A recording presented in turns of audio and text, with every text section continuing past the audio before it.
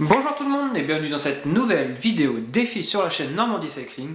Donc en compagnie de mon ancien cadre Trek qui est là tout beau et de mon nouveau t-shirt Normandie Cycling, donc réalisé aux couleurs de Normandie Cycling, vous pouvez bien le voir ici. Je suis très content de ce petit t-shirt d'ailleurs.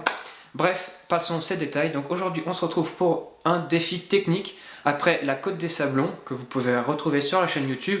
Nous allons passer un défi à base de roues, chambre à air, pneus, démonte-pneus, pompe. Bref, vous l'aurez compris, aujourd'hui on va démonter et remonter une chambre à air le plus vite possible. Je vous laisse regarder la vidéo juste après le générique et je vous dis à très vite pour une prochaine vidéo défi sur Normandie Cycling. Ciao!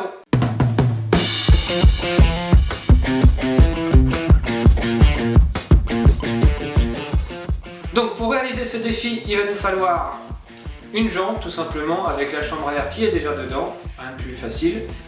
Ici deux démonte-pneus, donc l'outil de base pour changer une chambre à air. Et bien sûr une pompe, ici une pompe à pied, donc on est à l'intérieur, donc on va pas utiliser la petite pompe à main qui gonfle rien, on utilise donc la pompe à pied. Et on n'oublie pas le plus important, un adversaire à la hauteur. Et maintenant, place au défi, on va commencer avec Mathias. Donc le défi commence à partir du moment où on a posé la main sur la roue. Donc j'ai mis la vidéo en accéléré parce que je savais pas trop combien de temps ça allait durer tout simplement. Alors Mathias a un petit peu galéré à sortir le pneu de son logement, sinon après il a été quand même assez vite, hein.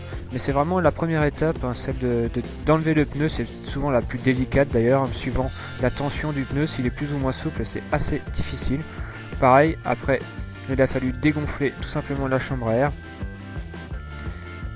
et la regonfler, chose qu'il a faite assez vite.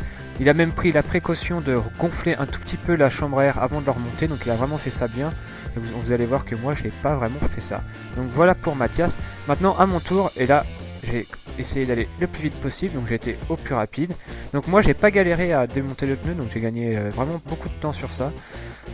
Donc là j'ai déjà enlevé la chambre à air, je la remets et je décide de ne pas la pré-gonfler comme il est préconisé normalement, parce que je sais que mon pneu est souple, donc je vais pouvoir la remettre facilement et à la main, donc sans utiliser le démonte-pneu, chose qui est déjà faite. Il ne reste plus qu'à maintenant à gonfler à cette barre et le tour est joué. Et hop, on se retrouve pour les résultats de ce défi, un petit indice sur qui a gagné.